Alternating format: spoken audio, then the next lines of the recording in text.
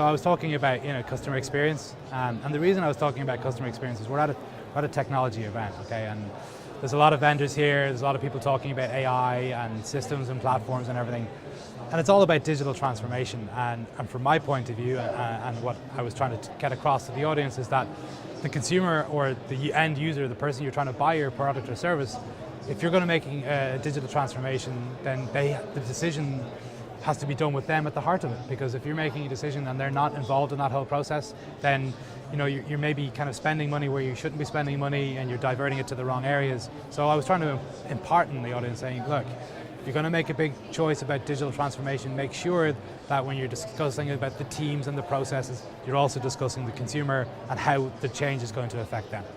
Why is Smarter Business Tech Live important and events like this?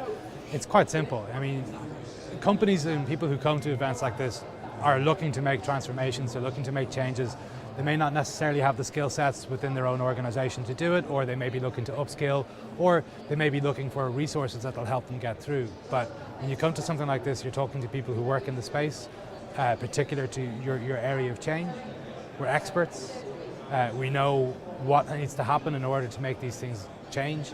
But we also have people like me who are able to go on a more consultative basis and say to you, I understand where you want to go, here's what we have that will help you get there, but also have you considered point X and point Y, and from my particular point of view, obviously consumer experience and what the customer eventually is going to see. So that's important, but on a wider scale, it's also important from a networking point of view, obviously, as well. Getting to meet people who may be in the same industry, or maybe having the same business pressures that you are, or maybe going through similar transformations. And you can talk to these people and see where they are in their process and get some ideas and help each other out. And I think, particularly in the SME space, it's really important for businesses to help each other out. If you're not working in the same industry, there's no reason you can't help each other out.